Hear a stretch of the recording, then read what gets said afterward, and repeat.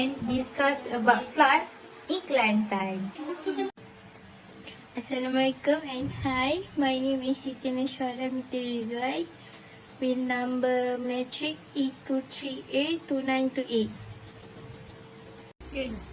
Hi, my name is Siti Nurliana Tika binti Muhammad Nafi with matric number E23A2839. Hi, my name is Siti Khadijah binti Abu Halifah. Assalamualaikum. Hi guys. How about you guys? Long time no see. Hi, yeah, I'm good. What about you, Yana? I'm fine. You know what? I have something important to discuss with you guys. What is that about you? Have you seen the news about the disaster that happened in Kelantan now? Yes, I heard about the news that situation in Kelantan is getting worse. Oh, this remind me about a big flood that happened in Kelantan 9 years ago. Oh, I still remember and still fresh in my memory about the incident because I was the one of the volunteer to help flood victims at that time. Wow, it's good to be a volunteer to help flood victim. I suddenly thought, how can the flood happen?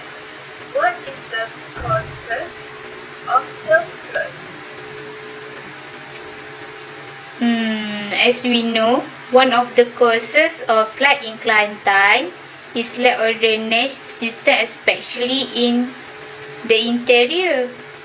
One of the most immediate and significant consequences of flood or drainage is the increased risk of flooding.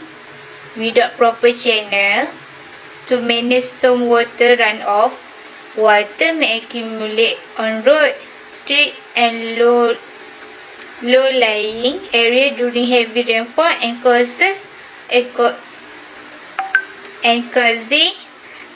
widespread on road widespread flooding. No worry, I already submit my name in volunteer group in our community to be one of them. I want to gain my experience too. This problem will cause flooding in Kelantan to continue and may become worse in the future. Oh, I see. I agree with you. Not only this drainage system problem happened in Kelantan, but also happening in all over the state in Malaysia. I'm so worried about this. What about your opinion, Jam? I think flood also happened because of the natural causes. One of the reasons is Kelantan low position. Water naturally flow downhill, so area at lower elevation are more likely to be inundated when water level rise, either from excessive rainfall, overflowing river or some surge. So, for all of the causes may have the solution. Yes, the government agency should take responsibility of this issue. You said that you want you be one of the volunteer to help flood victim, right? In Kelantan. Yeah. If you don't mind, share with us. Alright. The experience on being a volunteer to help flood victim is filled with emotion. I remember the fear in people's eyes, the uncertainty hanging in the air.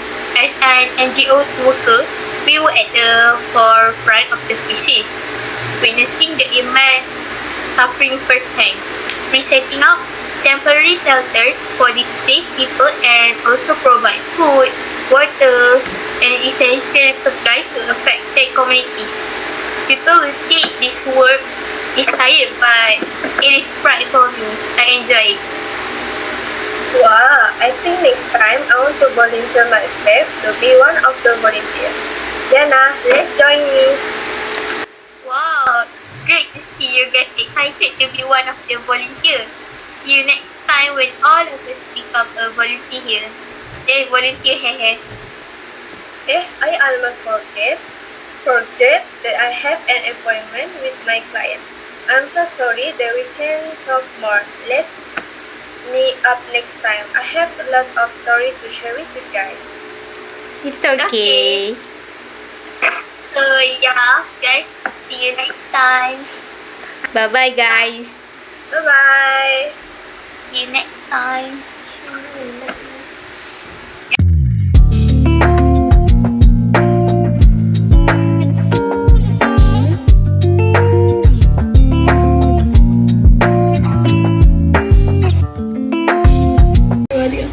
Hope you guys enjoy this video.